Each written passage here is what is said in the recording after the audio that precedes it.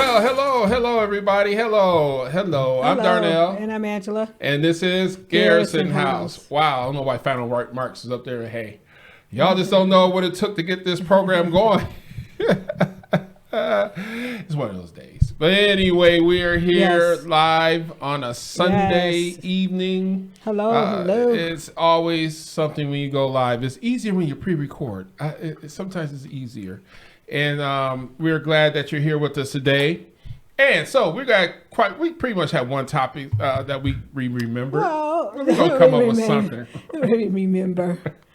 Yes. The main topic was political, which is the S.A.V.E. Act. Yeah, we're gonna talk about that, and we're gonna whatever comes up, we're gonna just go straight into some good old open conversations. We're gonna talk about our store. We're going to talk about our, we're going to show the video probably again near the end. And, but yeah, we're going to show that video again. Everything's available. So we're going to talk about that. We're going to spend some time talking about a little bit of this, a little bit of that, a little bit of everything, but we're going to start out heavy on some other things. So first thing we want you to start doing, we want you to visit our website, garrisonhousepodcast.com. And there you will find massive amount of resources. You'll find our, you can watch us. You can basically go wherever you need. Everything you need is there. Our resources, where to find us. I'm about to pull that up right now. How to find us online. You can go to directly to our merch store from there. Everything is at garrisonhousepodcast.com. And we want you to go over there and do that. Then we want you to follow us on all of our social platforms. We want you to follow us on our Facebook. We want you to get on our YouTube. We want you to especially get on our Rumble. We want you to also follow us on Spotify. Spotify follows there. And we want you to subscribe, which one platform it is. Subscribe, whatever platform it is. Right. And we like to thank all those who are watching us on RTN. Thank you so much. You guys have been showing out, so we appreciate you. So just head over to our platforms there: YouTube, Spotify, Apple Music, Apple Podcast, not music, but we got Apple Music too. Well, we have that Apple too. Music and podcast and Cashmere, hopefully, everything that you see, and also our website. You can find everything there. You can find all the content is usually within an hour of it broadcasting. When we're live, it's usually right if we go live. If you missed it, you can come right on over to the website and take a look. And one thing I like about our site, you can actually do another thing, because we always ask people to leave us a tip. And usually when it comes up, you can even leave your tip right here, that little green tip jar. And also when you watch, you can even come on down, scroll down the videos, and you can still support us. Yes. So we really appreciate those gifts. We're looking forward to your support. As usual, support the show. We thank you ahead of time for your support of our podcast, because this is a lot. It takes a lot to do this. You may think it doesn't, but creating a podcast, it takes a lot. We have some other announcements coming. There's another podcast starting. We're going to also be announcing, not ours. There's another podcast project coming, somebody we know very well. And we're going to also be having some of our viewers going over there and take a listen and follow that podcast. We're assisting in getting them off the ground. And anyway, we have to talk about something that's very near to me. Yeah, my guy has been out for a while. So what I'm going to do here is I'll put this up. I want you all to go on ahead and head on over there to basically AM Total Being Fitness and tell me your thoughts on the Garrison House Podcast, and go on ahead, scan that QR. And let me tell you, Anthony Moses is they really work with you. And I'm not sure why I went to that, but anyway, they really work with you there. And you can go on ahead and tell them that Darnell and the Garrison House Podcast sent you. And just come on over there and get your workout in.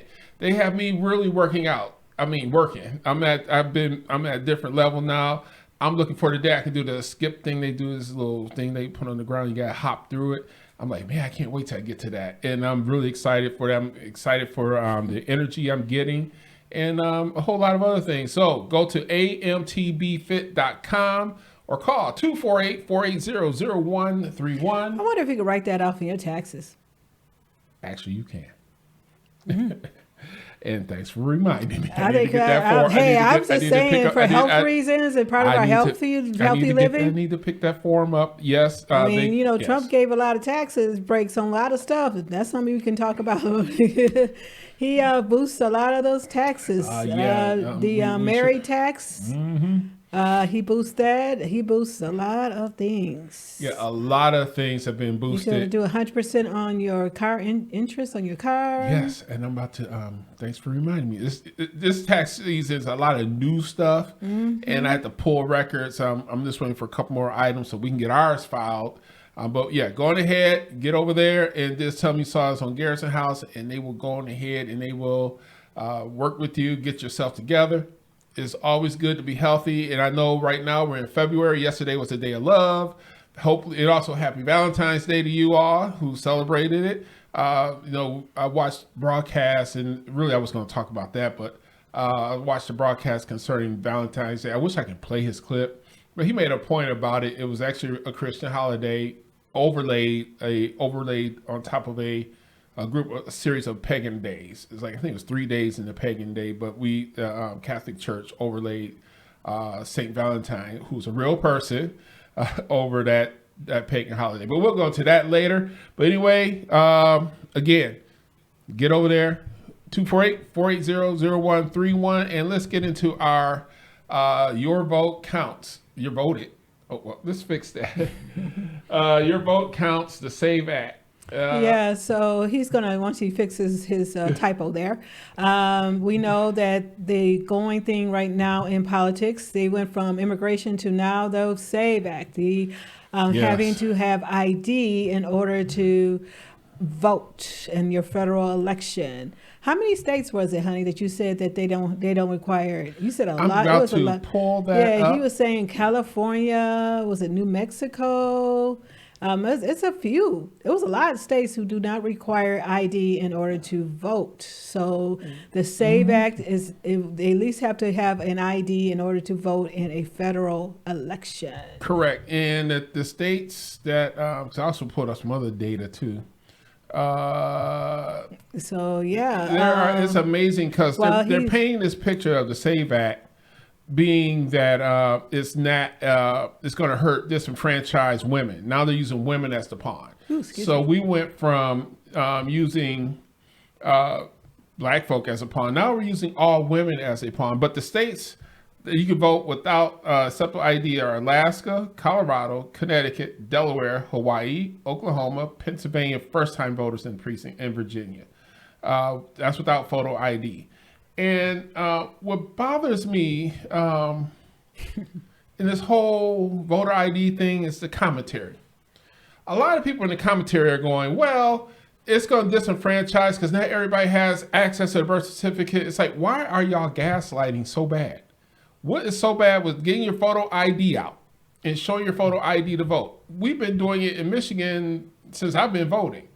All of a sudden now there's a problem. Well, so they say, well, women won't be able to vote because they get married. Their birth certificate doesn't match their ID. They won't be able to get their ID. It's like they have ID. My wife can explain it because she's been through this almost 30 years ago. Before I explain, it was somebody posted it. I said, I'm shocked that I didn't have my married name was not on my birth certificate. You don't do that. But anyway, it was a little somebody posted that. But it was a fly. It was sorry guys. So one of the things about the ID thing. So last October, we had to have real ID. Last October, we know that the real ID came out. So I was going to go in on May, on my birthday, to go and get my ID, to get my real ID. So I knew they gave you a list of on our site what we needed in order to get it. So I knew I probably did need a birth certificate, but I brought other stuff. Oh, not birth certificate, marriage license, because they said if your name changed. So I said, well, let me take a chance because I didn't have my marriage license. So I went up there and she's like, oh, okay, so do you have your marriage license? I'm like, ugh. And I forgot I had an old bill that had my maiden name on there. But anyway, I said, no. She said, well, how long ago was it when you got married? I said, of course, it was about 29 years or 28 at the time.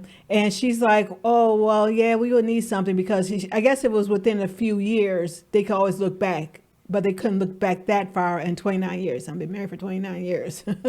I'm a legal citizen, which is weird. I thought it was weird. I do. I mean, I'm not gonna lie. It is a weird thing that when we had to present an ID in some other form of, not even ID, we had to present a birth certificate and a social security card or something. To get your original ID. To get our driver's license. Of course, I didn't get my driver's license. I was like 16 or 17 when I first got my license in the first place, but still.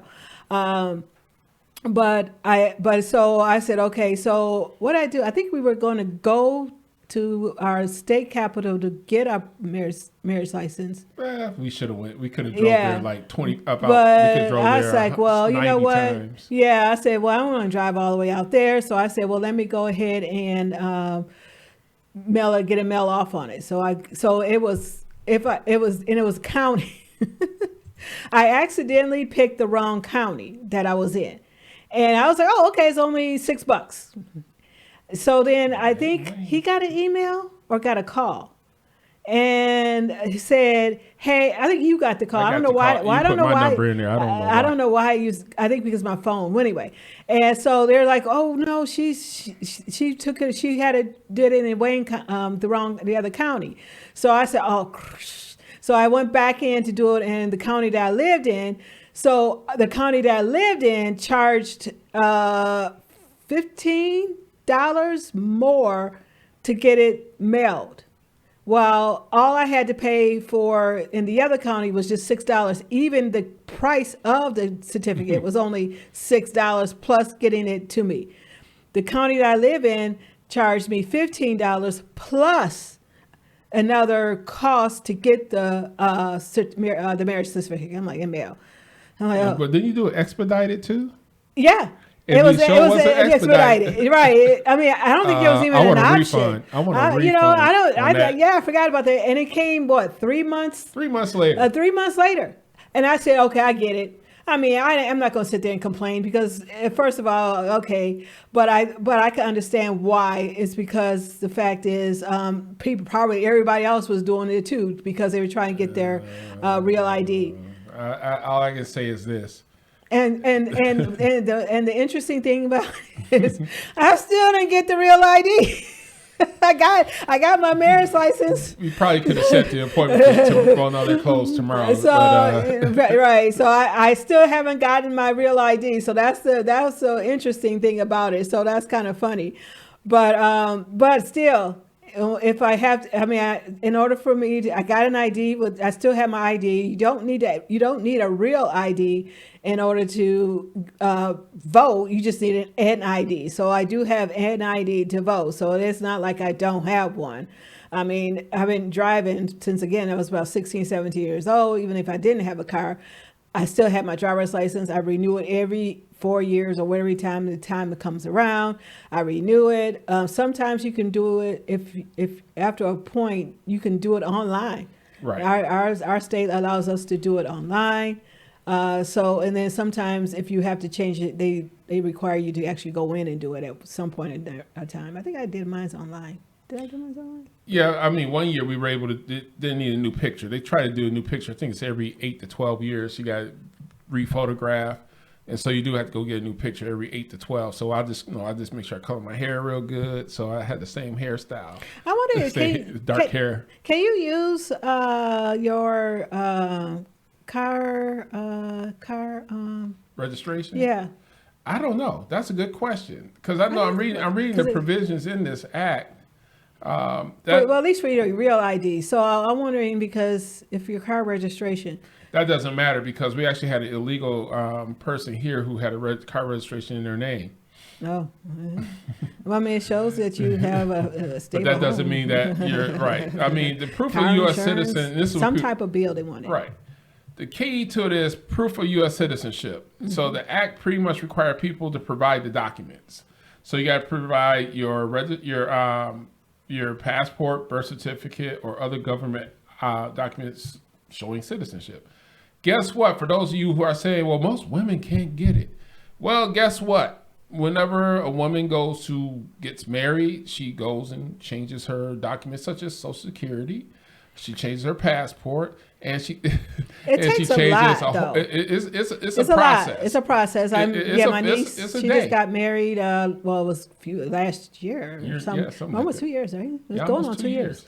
And so it does take a process. It's a day. As a woman, if you changing it from a maiden to a married name. It's a full day. Yeah. And brothers, hopefully you go with them so you can understand the process. Right. Social Security, driver's license. Here in our state, that's why that was interesting. Here in our state, because my maiden name went from a K to a G. So when I got my ID back, the first letter of my driver's license they changed it to the G. The first letter and the first 3 digits. Right. And now they no longer change your letter anymore. Right. If you get married. So your letter, it would be the same. Right. As your maiden name, so they don't change the letter anymore. And I think that's why she said that they required the marriage certificate, because they changed that maybe 10, 15 years ago. That's when they stopped changing the letter, because it was just ridiculous. They were changing your letter in the first 3 digits. I used to know what those first 3 digits meant, but they did stop doing that, because people basically don't understand that just to go and get your driver's license, to get any documents, you have to, once a person changes their name, even a person who changes their name, if a person changes their name from Bob to Frank, he still has to go through the same process. He has to amend. In that case, he amends his birth certificate. Anybody who does any change to identity has to amend their birth certificate, all vital records. The one record that never changes is your Social Security number and your credit report. Your credit report is going to show who you once were. So if somebody says, unless you're in witness protection, but your credit report does show your aliases, because there's a spelling error. There's a spelling error on my name on my credit card, and somehow is a spelling error. So we get applications. I get mail that has the incorrect spelling of my first name, and it's on my credit report. So I wonder if it has my aliases on there. It's on our credit report. So I could have presented a credit report. They could have. Now, this is one thing. Abby Phillips, I think on CNN. Yeah. And I'm not going to roll the clip. She made a point. I may not agree with her most of the time, but this is the one time I actually agree with her. She tried to get it out, but they shut her down. What she was trying to say, and I'm going to do my version of it. She said you should be able to take your Social Security number at the state level, put it in the computer, because they already have your ID. If I'm sitting there at the Secretary of State office or DMV, whatever your area calls it, if I'm there getting my ID renewed, updated, or I'm upgraded to the real ID, which came under George W. Bush, that's when that law was passed, by the way. So we're talking about 2002, that law was passed. They should be able to put my Social Security number in the computer and pull up all the information they need to know, because the Social Security Department already knows that you're a citizen. They already know when you were born. They have all that data. And that's what she was trying to say. But people, of course, say, well, that's not how it works. Of course, that's not how it works. It's not real time. We know this. However, I can go and pull a credit report real time. Mm-hmm. So why can't the state say, maybe we should be able to take their Social Security number, put it in the computer if they have a Social Security number, because there's a different ID number for a citizen and a non-citizen. So even putting in the numbers, they know as soon as they put the number in, it's going to say non-citizen ID, or it's going to say naturalized citizen. They already know, because when you come to the country, you start working, you do get a ID. I forgot what it's called. PI, I think it's a personal identification number that they put on your, so when you get a job, so for tax purposes. So they'll know the difference between the Social Security number and the personal ID number and the EIN number. So those are the 3 numbers, if I remember correct. I know EIN and Social Security. They can pull that up and know everything about you. So if I gave somebody my business EIN number and say, okay, why are you playing games like that? It's going to show my business name, not me. So there are ways to get that without digging through and saying, crying about, well, women won't be able to get theirs because they're they don't have birth certificate that matches their new name, and they may not have their marriage license. What do you mean you don't have your marriage certificate? So are you trying to say that you changed your name, that you did a common law marriage and then registered the marriage with the state? That's on you. Now, I'm not sure if they still do that. I know some places you can go change your name, but even if you change your name legally, they're going to still amend everything. So, I mean, they will amend your birth certificate too if you do a legal name change. So when I hear those things, now they're trying to bring you women into it. Now, that's another point. They're saying change your name. So if you were transitioning, right, and you changed your name, they'll change everything. So you have to. So you actually have to have right. So you actually would have to have something showing your previous name. No, they do. What they do is they amend the birth certificate. That's all. Now, I mean, we're going to the other side to the alphabet side of the world. Your name is changed. It's no different than if you change your name from Bob to Frank and vice versa. Your birth certificate's amended. So you get a brand new birth certificate. You get a brand new your Social Security. Your name on Social Security is changed. You keep your same Social Security number. But it's still showing a change of name. No. So you have to. So do you have to prove your name? Yeah, you bring your legal document when you go to get your new ID. You bring your documentations from the court, the amendment that said the judge signed the order saying, hereby John Doe is now known as Mike Doe. Jane Doe. Or Jane Doe, whatever. Whichever way you go, doesn't matter. Once you change your name, you get a document that says this person's name is now this. You go to get your ID, you go for the counter, here's my new ID. And then if it's a certain case, if we will bring gender identity into it, all that stuff is on the documentation. If you changed anything, they modify it on your ID through legal documentation. So everything we're hearing from everybody is they're complaining about this, but it goes to show you some of these people, I think, who are complaining about married women. I'm like, are you married? Because some of these women, I don't think are married. They're saying, 69 million women won't be able to vote now after this. What are you talking about? And it's like gaslighting is real in politics. It's just like, I remember we were going to talk about the whole the Obama thing on the thing, gaslighting. It's like people get out. You're being told what to be outraged about. Mm-hmm. Now they're telling women, okay, be outraged about the S.A.V.E. Act because it's going to prevent you from voting. And in reality, it's not that bad. I mean, considering that most of the country requires voter ID. Now these states have strict voter IDs. Now my reference is basically, of course, ChatGPT is a little bit easier to grab this data. These states require voter IDs and they're strict. I mean, you have to present it. Arkansas, Georgia, Indiana, Kansas, Mississippi, Montana, Nebraska, Ohio, Tennessee, and Wisconsin. The non-photo ID strict. Let's see. All right. Okay. These states provide a provisional ballot because somebody says if someone doesn't have voter ID, they can't vote. You're wrong. It's called provisional ballots. They do those even here. I believe Michigan has a provisional ballot as well.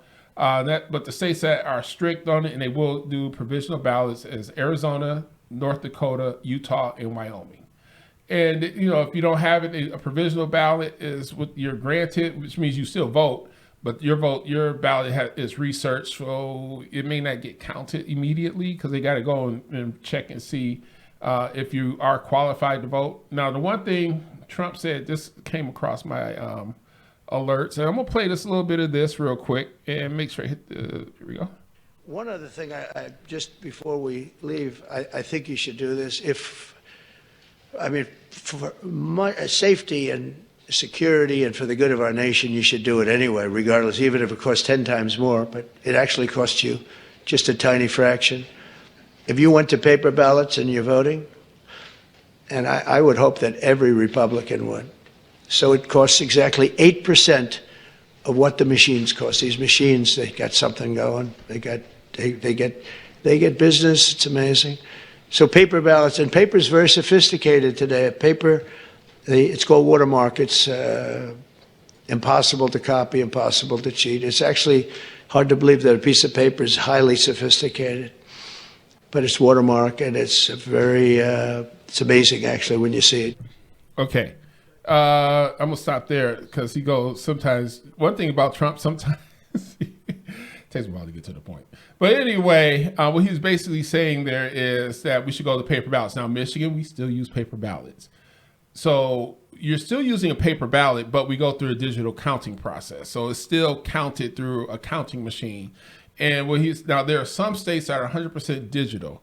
And ironically, I don't agree with 100% digital anymore. I used to be a fan of it until I started thinking, as somebody who's a hobbyist computer programmer, it's very easy for somebody, and I tell people this all the time, one line of code can literally destroy a whole system. It could be one little thing out of place, and it can mess up a whole system. I've been coding as a hobby. I tell people it's for relaxation, but some days it gets stressful. I'm just going to be real. And it's usually when I'm real tired and the program's not doing what I want to do. An example, the program that you see putting the graphics on the screen and all that actually wrote it, that controls it. But at one point, there's one line of code in there that messed it up one time. One little line. And so when it comes to digital machines, yeah, it's too easy for somebody to make a mistake, especially if they don't battle test it, brute force test it. You usually find out in coding weeks later that there's a problem. Didn't they say in Georgia, don't they have, what was it? They're digital. In Atlanta, they have, I know somebody who lives in Georgia, and they did theirs through a touchscreen. And once you do it, it prints out the paper ballot that's supposed to confirm what you did. So there is a paper component. It's just that it'll fill out the paperwork for you. It's your job as the person who voted to make sure that what you punched on that screen and what's on that paper is the same. Then you go through the process. So Hillary, our good old Hillary Clinton, she mentioned on hers as on her X account, and then I think she turned the comments off. And it says, "Are you one of nearly 70 million American women who changed their names when they got married?" And she got a little person holding up their hand like me. Now, as I was saying in the beginning, you don't need a real ID to vote. So out of the 70 million, how many of them actually are driving women? So it's not like you need an actual real ID. So it's still, if your ID, you got your ID, so you go and vote with your ID that you use to drive or whatever ID that you have. So her statement is not making sense. So that's the reason why, because we can still say you don't need a real ID, because that's the problem. It was because we needed a real ID. Now, if you don't have an ID now, then of course you're going to convert you over to the real ID. So then, yes, you're going to have all those other documents that is needed.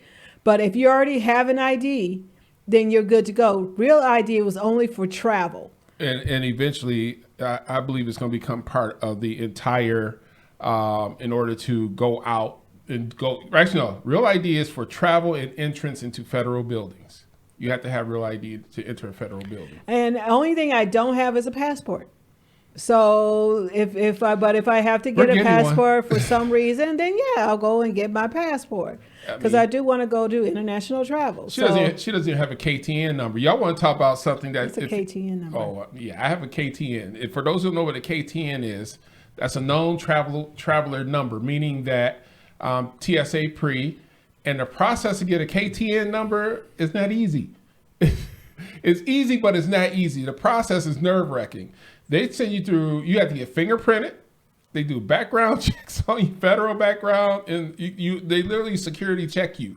And it could take up to 60 days to get that KTN number. And that KTN number is an 8-year number that you can use for 8 years. Let's hear what our this just came across. Let's spend a minute and listen to our great governor. And by the way, people in politics, please stop speaking for the people, because a lot of us don't agree with you. You speak for us, and it's like, did you ask us if it's okay if I speak, because I think y'all forgot you work for us. We don't work for you, but sometimes let's hear what our governor of the great tax state of Michigan has to say. Yesterday, President Trump suggested unconstitutionally federalizing Michigan's elections. He talked about sending federal agents in to take control away from local clerks. Let me be very clear.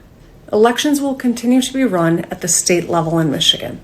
Any attempt by the federal government to take over Michigan elections should be seen for what it is, an attempt to take away your constitutional right to vote. Now, it's not going to happen on my watch. Our nation has a... Hold on. I got to do something here. I got to help y'all out on something. This is a new buzzword, constitutional right to vote. Actually, there is a constitutional right for voting. However, voting is not a per se right. It's a right, but it's not a right. It's a privilege. So voting is a privilege because it is granted as a right, but it's also a privilege because some states have exemptions for voting. So when you say it's a constitutional right, you're being broad in saying, well, everybody has a right to vote. Well, how about the guy that's got life in prison, or the woman who has life in prison? Right. They don't. So if by you saying the constitutional right to vote, then they could vote in any election, not just federal. Right. So wherever city your prison is in, you get to vote for the mayor and city council. So if you're in the prison in Adrian or wherever the city the prison is in near here, you get to vote for the city council and everything. The prison population should be able to vote. So when I hear politicians say stuff, especially Governor Whitmer, who's made a lot of mistakes. She hasn't been, people can't stand her. I said, look, I respect her. I didn't like the last governor too much either, his policies, and he was a Republican. So I don't toe the line for either party. But let's continue on what she's saying here, because a lot of this stuff is gaslighting. First of all, I don't remember hearing anything about taking over the state elections. There are federal requirements for elections. So some of the stuff she's saying is just straight up gaslighting. Let's continue on. Long, proud history of running decentralized federal elections. It's a system that was designed by our founding fathers to protect us against those who would try to take and hold power illegitimately or by force. And because of that system, America remains the longest running representative democracy in the world. You said it right. For 250 years, we have set a powerful example, and we must continue to follow it. In Michigan, more than 1,600 Republican, Democratic, and independent clerks, along with the Secretary of State, work together every election to make sure every citizen can vote and have their vote counted. We certify the accurate results no matter who wins, and we wish the winner good luck as they work to bring people together and lead us forward. That's what we do in Michigan, and that's how we must do things in America. This November, Michiganders will once again... All right, we're going to go ahead because now she's going into her campaign stuff, talking about this November, which Democrats are a hot mess, because when I hear a lot of the Democrat talking points, and as somebody who follows politics on a national level, what they did to those of us who are voters by installing a candidate to run for office that didn't have a snowball's chance. You claim certain things, but she did say democracy, which is great. I'm in shock. One of the things she mentioned, she said that Trump was going to send federal agents to the polls. But you can put your phone on this screen, but anyway. So what? They can't see you through the phone. I know. What's the Go problem? ahead. No, I'll just read it. Read it. I'm reading it. So I asked Grunk, did Trump actually say that he was going to send federal agents to the states during election? No, Donald Trump has not directly said he was going to send federal agents to voting districts or polling places in recent statements. However, there are related claims and contexts worth clarifying based on recent reports.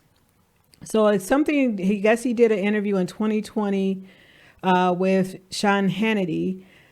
He planned to have law enforcement, including sheriffs, U.S. attorneys, and others, at polling places to monitor the fraud and ensure election integrity. He phrased it as, we're going to have sheriffs, and we're going to have law enforcement, and we're going to have, hopefully, U.S. attorneys.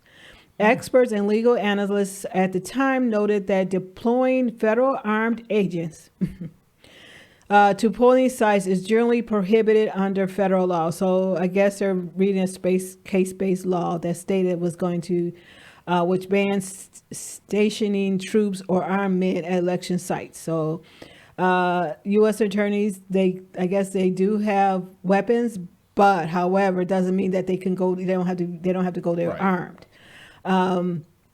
I think sheriffs, technically, I think just for safety reasons, I can see sheriffs there, not necessarily to set order, but however, just for safety. People nowadays, it's crazy out there. Yeah, these people are nuts. Yeah, so most recently in 2026, Trump has called the Republicans to nationalize voting to take federal control over election in at least 15 places. So, yeah.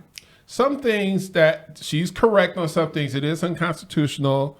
So constitutionally, he cannot federalize the elections. Point blank, it can't be done. I mean, I know people may get a little upset with that, but you can't federalize the election. However, oversight, there's not a problem. 2020 was a hot mess. 2020, you had COVID, you had mail-in ballots, you had people going on social media and say, oh, I voted 3 times. I'm like, wow, I voted once. Everybody, you had mail-in ballots. And what I did, we did ours through the mail as well, because everybody got them in the mail. We did ours by mail. I didn't know. Oh, you didn't? No. Okay. I physically took mine to the City Hall. Oh, that was 2020. 2020. I right, physically because you weren't even in town. No, I wasn't in town for 2016. 2020, I was in town. And I actually physically took my, because that's COVID. And, right, because you drove it. Right. I drove the ballot straight to the City Hall. I didn't put it in the drop box. Now, I am against drop boxes. I am totally against the drop box because it's too much room for error. I do believe that what would have worked. I know people won't like it, but you take you mail it in your ballot. You take it physically to either the polling station that's in your area or to your city hall. That's how it should have been handled. Putting it in an outside box that no one's watching is not secured. That was my issue with the 2020 election. And I do believe there were some discrepancies because there was multiple people voting. And I do believe there's a problem. What they're trying to do now is clean up the voter rolls. Michigan's voter roll was dirty. It was a hot mess. As I stated previous week, my neighbor who was deceased for decades was still on the voter roll. So, I mean, there are things, but my grandparents and my mom and my dad, upon their deceased, they weren't on there. So I guess he passed away before they were really mindful of that. So people who probably passed away in the late 80s, early 90s, you may still find them on the voter rolls. But anyway, they cleaned them. Somebody mentioned, why are the Democrats so against ID during elections? Somebody stated it has something to do with the census, where the number of people would generate how many House seats a state will get. Based on the House seats is how many electoral votes they can get. So that's the reason why they influxed all these people into these to our country, and now they're fighting where they don't want to have voter ID. So that's one of the reasons. Honey, you had another reason? Yeah, one of the reasons, as you stated, is illegal immigration is the core. Now, I'm with some of the people on the Democrat side said, I don't think it was mass voter fraud.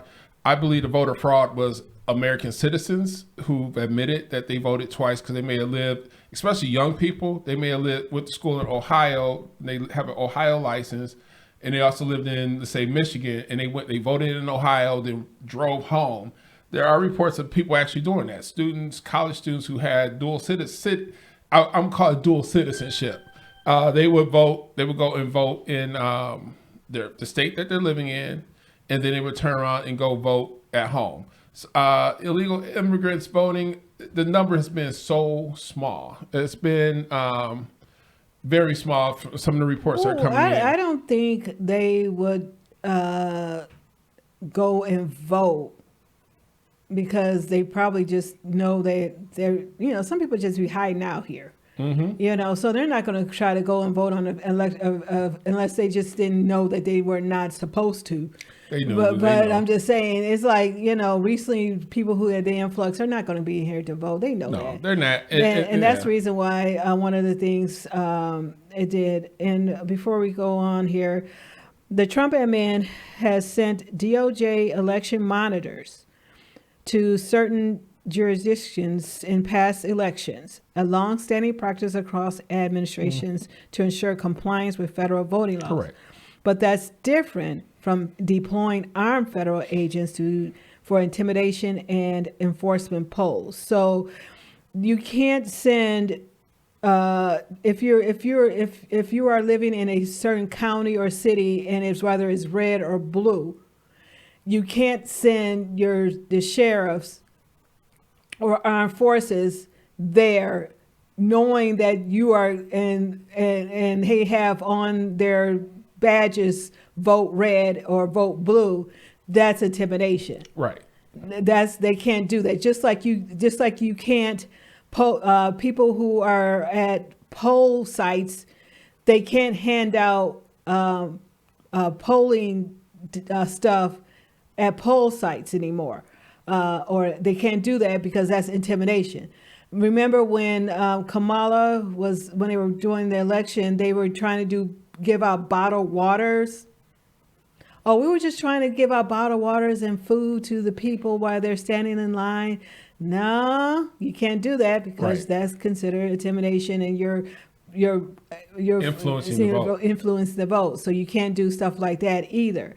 So things like that, but that's different talking about sending armed forces. You can't, it's one thing monitoring, but you're not sending armed forces there and holding like a shotgun wedding. They're not holding a weapon and expecting you to vote blue or vote red. They cannot do that. Now, I went to vote one time and I got voter intimidated. It was a time, I think, when Bush was running. Junior. He was running, and they turned around, and there was a group there, black organization. They had nerve, and they're at the polling place. They said, "Well, who are you voting for?" Basically, it's like none of your business. Basically, like, none of your business. And the guy had a bullhorn. He's voting for George Bush. Hold up. This was in our city. This happened. And he got on the bullhorn, and which was voter intimidation. I was like, well, you're not intimidating me, my man. It don't matter who I was young then, but I mean, I wasn't at the age I'm at now. I probably would have went off on him. I would probably been like, that's nice. I would have got my phone on record, keep saying it. Because I sure would have turned it into election officials and said, you got a group out here voter intimidating. They're out here intimidating voters, saying announcing who they're voting for. Voting is private in the box, but your voter information is actually, if you ever look up your voter information, they can pretty much say, oh, this person votes Republican, this person is a registered Democrat or registered Republican. And because if you pull up somebody's name, they say registered Democrat, I hate to sound racist here on this, but if you black, most of us registered Democrat. Why? Because as soon as you move your finger over to 18, you move your finger over to Republican, they look at, I got the side eye, and actually I was putting independent. And she says, well, because I've always been independent. I was going to do independent. She said, well, if you do independent, you won't be able to vote because Michigan doesn't have open elections. So if you're independent, you don't get to vote in the primary system. I said, okay. So I said, let me go over here to the right. She looked at me like I was the devil. And I said, okay, let me swing over here to the D. And I did. I'm being disclosure on that. So they will, back then, even then, they were intimidating you to do your registration one way. Why is that? Well, one of the reasons in my theory is the voter registration gives the politician an idea of how the vote's going to go. So they can say, well, we have 200,000 registered Democrats and we have 85,000 registered Republicans. So now they can say, oh, well, now we're going to have, we have a chance of winning because we have more registered Democrats. But most of the people who are registered Democrat or Republican never, ever vote based on that party. They vote based on how they feel. They look at the situation, and that's how they vote. They don't say, okay, I'm a Democrat, so I'm going to vote Democrat. Mm-hmm. That's not the entire truth. There's people who vote both ways. They go Democrat, they go Republican. They don't always vote based on party. So because you're a registered Democrat politician, you may be in an area that says, oh, we got this city here has 60% registered Democrats, so we're going to win. That's not entirely true. Most people, especially in the Black community, are independent. And we had a visitor. Oh. So anyway, I guess, that's one of the things I can say. So the S.A.V.E. Act is it's basically gaslighting, and it's a lot of it happening. So I wouldn't really fall into it. Okay. So what do we have next on our topic board? Let's see what we have left, because we really spent a lot of time on that. I hope you got something out of that. We sort of got open topics. So what you got over there? I see you got something going on. I really don't have anything open topics to discuss right now, because some stuff that I've X account is different than somebody else's. So I don't, I don't really have anything right now that we've been discussing lately. We know that Trump RX has been out. And we know that's going on right now. And so, yeah. Oh, what about the satanic ritual? I mean the halftime special. I call it that. A lot of people on the Bad Bunny halftime last week, around about this time, even people who are Hispanic are like, I have no clue what he said. And you said he was the ultimate trap music. He was right. He was Spanish trap. Spanish trap, which means nobody, even Spanish people, knew what this man said. Even when they did some stuff, I don't know Spanish, but I know a few things in Spanish. I know the rhythm of the Spanish language. I was like, this man's not speaking Spanish. He's gibberish. For people to say we don't know what he said, that is really, really, really sad, because so many people are giving him accolades. My opinion on the performance is I didn't watch it. I don't want to watch it. And it's all on, if you watch it, fine. There's some symbolism in there I didn't agree with. And being a person of faith, some halftime specials aren't worth watching. Next thing is I can say is him versus Kendrick Lamar.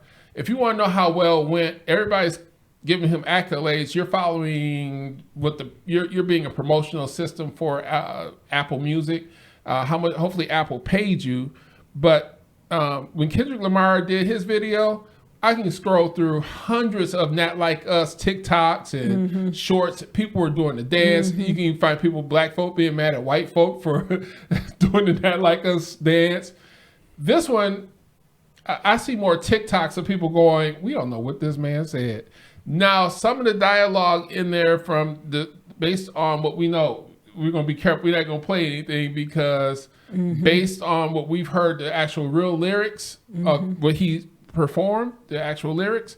And I tell anybody who's a pastor or a Christian who said they enjoyed it, it was a great show, they loved it, the vibe was good, go read the lyrics, the translation. When you read the lyrics, you're going to go, what did I just tell I just told my people that the vibe of cussing and several F-bombs, S.A.V.E, basically demeaning women, you supported that because you were vibing out. The beat is what drives a lot of people. You're in the rhythm, but if you don't, there's so much music out there, they say, well, I don't know what they're saying. And the music, but they love the beat. The guy could be cussing he can be cussing all the way through, and the person can say, oh, I never heard the cussing. I just like the rhythm. And that's what I'm learning more about people as I'm sort of into the music side. Certain Christian music, people listen to the lyrics. However, if you can get your lyrics and your rhythm down pat, they're going to really vibe with it. And so, Bad Bunny, I honestly... Why do you think Kirk Franklin is so good? Right, it's the rhythm. It's the rhythm. People love, he may not be saying that much, sing, whoever, right? Sing. But he know how to put some songs together, rhythm together, a beat together. We all be bouncing, like, wait a minute, what am I doing? Hold up. Yeah. Turking. Wait a minute, Jesus. Now, hopefully you're not doing that. It's like, wait a minute, this is probably a Christian song? Wait a minute, I forgot. But we all were vibing to Kirk Franklin back in the early 2000s and late 90s. So we all were vibing to that. People love something. Well, Kirk Franklin made gospel-centric music. He's one. That's the label that he was with. Gospel-centric was a powerhouse. He was one of the main artists on gospel-centrics. The family was part of there, and they. What are you doing? I don't know. I'm reading our daughter's text here that just came in, but anyway. But yeah, that's what they really were in. So let's do this. I want to let y'all vibe on this for a second because I got to check something, and we will be vibe on this music because let me tell you, this is music that is worth listening to. Wake up, oh sleeper.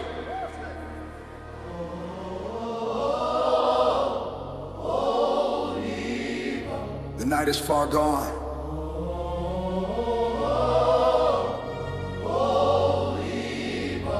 The day is at hand. Wait. Up. Church.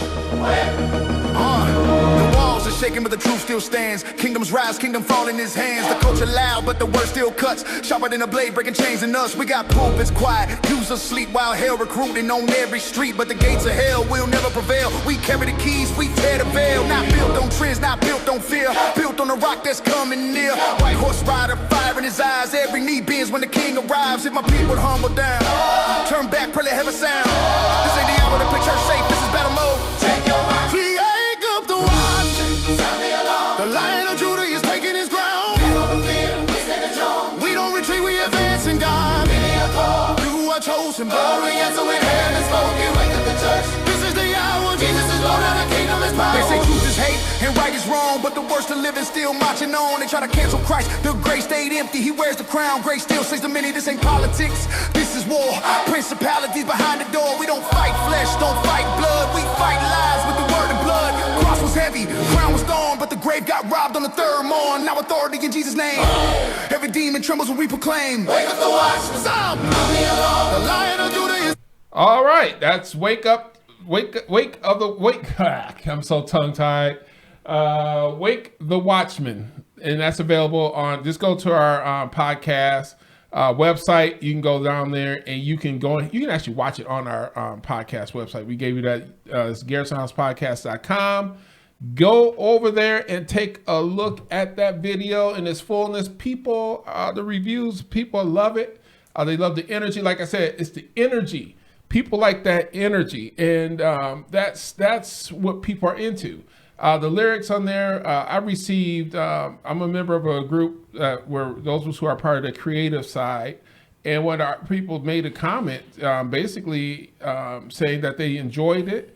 It was different. It was the message. The song has a message in it versus, I'm climbing up the left side of the mountain, then the right side, then I'm going up the rough side. No, we're not doing that here.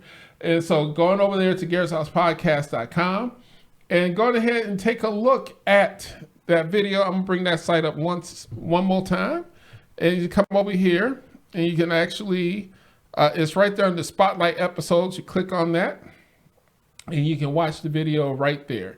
And that's it's our music. We have it. And is that Faith Over Fear, or is that the actual? That's the album name. Oh. Now our Faith Over Fear project is the third album in our anthology. And let's come over here. Let's do this. I'm going to show you the albums that are available. We're going to go to the actual record label site, and I will show you what's available there and accept all. So these are all the albums that are available. Revelation Rising was just released last week. That's the second album of the anthology. The first album of the anthology is we did When the Wind Changes, When Roots Return. But these are anthology albums. Basically, they lead up to the album Faith Over Fear. Revelation Rising, we have some singles from there. And but it's a really great project. So go to Raindrops on Roses garrisonhousemusic.com, and you can see all of our projects. You can read about what's going on with us. You can even do this. You can click on, if you want to get a copy of our 9 Gifts CD, it is available for you to order. You can order a physical copy of the 9 Gifts Demo Compilation CD. Since we're talking about our shop line, you can actually order it. Look at that great CD. Look at how that looks. So you can order the actual disc. And now it's coming from our UK distributor, because we have a distributor in UK. We haven't got our US distributor. However, you can see the tracks that are available: Born to Praise, 9 Gifts to R&B. Everybody likes the R&B. Psalmist's Heart, Psalms 27, Love Needed, Give Me One More Chance, The Best is Yet to Come, Midnight Moons, Miracles, Double Grace, We're Still Standing. I can tell you the most popular song people enjoy is the 9 Gifts R&B, We're Still Standing, which y'all hear that. That's the theme song for our show, by the way. That's our new theme song. Everything you need is there, so you can order it through our like I said, our regular distributor. And what do you have over there? This is he was talking about 9 Gifts compilation. Here's the song Love Needed. Just gonna be here. Fragile pieces shattered, scattered far and near. Love needed. Come back to me, please don't slip away, my sweet butterfly. No need to cry, for I was the one that was wrong. Love needed.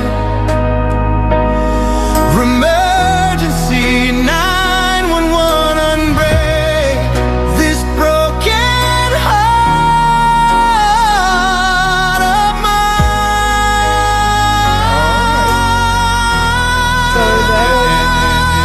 Turn that off. Okay. Hey, that's Love Needed. And then here's our store. Shop.garrisonhousepodcast.com. Get the merch, get your cups, get everything that you want from there.